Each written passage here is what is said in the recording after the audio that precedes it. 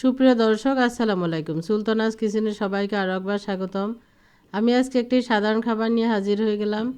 এটা একেবারেই সাধারণ, চিংড়ি মাছ দিয়ে সিম আলুর ভর্তা। এটা তৈরি করা যেমন সহজ, খেতে ভীষণ মজার। আশা রাখি এই রেসিপি আপনাদের কাছেও ভীষণ ভালো লাগবে। যাদের কাছে ভালো লাগবে একটা লাইক দিয়ে দিবেন, সবার সাথে শেয়ার করে দিবেন, পাশে থাকা বেল বাটনটি ক্লিক করে দিবেন। তাহলে আমি যখন কোনো নতুন ভিডিও আপলোড দেবো সবার আগে আপনার কাছে পৌঁছে যাবে। অনেকে আমার চ্যানেলটি সাবস্ক্রাইব করে দিয়েছেন, তাদেরকে অসংখ্য ধন্যবাদ। যারা এখনও আমার চ্যানেলটি সাবস্ক্রাইব করে দেননি তাদের কাছে অনুরোধ থাকবে আমার চ্যানেলটি সাবস্ক্রাইব করে দিয়ে আমাকে সাপোর্ট করার জন্য। এই সিম আলু ভর্তা করার জন্য আমি কী কী নিয়েছি এখানে আপনাদের সাথে শেয়ার করব আজ। আমি এখানে নিয়েছি চিংড়ি মাছ নিয়েছি, এই যে 6 থেকে 7টা মাঝারি সাইজের। এগুলো ধুয়ে খোসা ছাড়িয়ে তারপর নিতে হবে। আর নিয়েছি এখানে সিম 8 থেকে 10টা ছোটো টুকরো করে কেটে নিয়েছি। পেঁয়াজ নিয়েছি বড় সাইজের 2টা, একটা রসুন নিয়েছি মাঝারি সাইজের। ছোটো একটা আলু নিয়েছি, 6 থেকে 7টা কাঁচামরিচ নিয়েছি, আর নিয়েছি ধনিয়া পাতা। এবার এগুলোকে আমি একটা ফ্রাই প্যানের উপর দিয়ে দেব ভেজে নেওয়ার জন্য।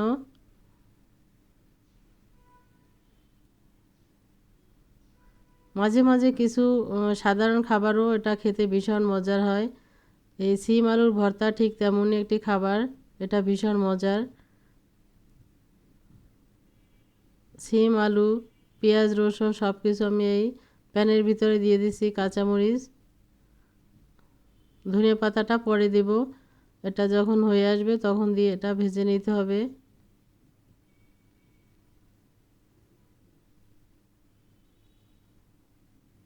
এরপর দেব চিংড়ি মাছগুলো খোসা ছাড়িয়ে ধুয়ে নেওয়ার পর এর ভিতর দিয়ে দিচ্ছি এখন এই যে।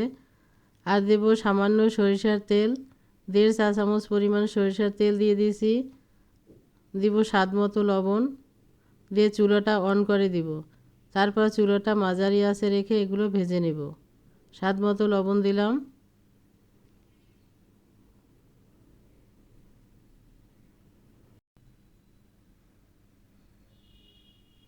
চুলাটা মাঝারি আঁচে রাখতে হবে, হাই হিটে করলে এটা এই যে আলু এবং সিম পুড়ে যাবে। ঢেকে দিয়েছি আমি। সিম থেকে পানি বের হবে, মাছ থেকে পানি বের হবে, আর পেঁয়াজ থেকেও পানি বের হবে। তাতে আস্তে আস্তে নেড়ে চেড়ে এটা আমরা ভেজে নেব।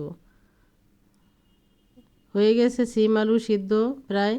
এখন দিয়ে দিচ্ছি ধনিয়া পাতাগুলো। এবার ধনিয়া পাতা দিয়েও আরও 1 থেকে 1.5 মিনিট নেড়ে চেড়ে ভেজে নিব। আমি এখানে 5 থেকে 6টা কাঁচামরিচ দিয়েছি। আপনারা যদি ঝাল আরও বেশি খেতে চান আর একটু বাড়িয়ে দিবেন। যে যেমন খেতে পছন্দ করেন ঠিক তেমনই দিতে হবে। হয়ে গেছে ভেজে নেওয়া। আমি এখন চুলোটা বন্ধ করে দিব। তারপরে ঠান্ডা করার পর আমি ছোট্ট একটা ব্লেন্ডার জারি দিয়ে এটা পেস্ট করে নিব। আপনারা এটা শিলপাটায় করে নিতে পারেন।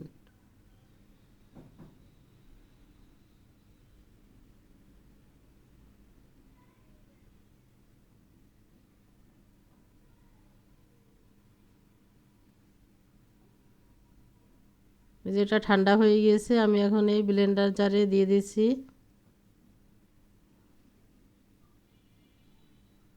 পেস্ট করে নিব। হয়ে গেছে পেস্ট করে নেওয়া বা ভর্তা করে নেওয়া। আমি একেবারে মিহি করিনি, একটু গোটা গোটা মানে দানা দানা আছে ভিতরে।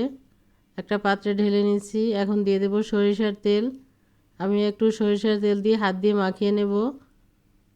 ভর্তায় সরিষার তেল না দিলে যেন ভালোই লাগে না, অপূর্ণতা থেকে যায়। এবার সরিষার তেল দিয়ে ভালোভাবে মাখিয়ে নিচ্ছি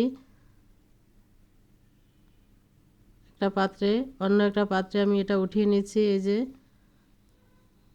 আর এরই সাথে তৈরি হয়ে গেল আমার মজাদার চিংড়ি মাছ দিয়ে সিম আলুর ভর্তা। আপনাদের কাছে ভালো লাগলে এভাবে তৈরি করে খাবেন আর কমেন্টস করে জানাবেন এটা আপনাদের কাছে কেমন লাগলো আমার এই ছোট্ট রেসিপিটা। ভালো থাকবেন, সুস্থ থাকবেন, ইনশাল্লাহ কথা হবে আবার অন্য কোনো রেসিপি নিয়ে। আজ তাহলে এ পর্যন্তই। আল্লাহ হাফেজ।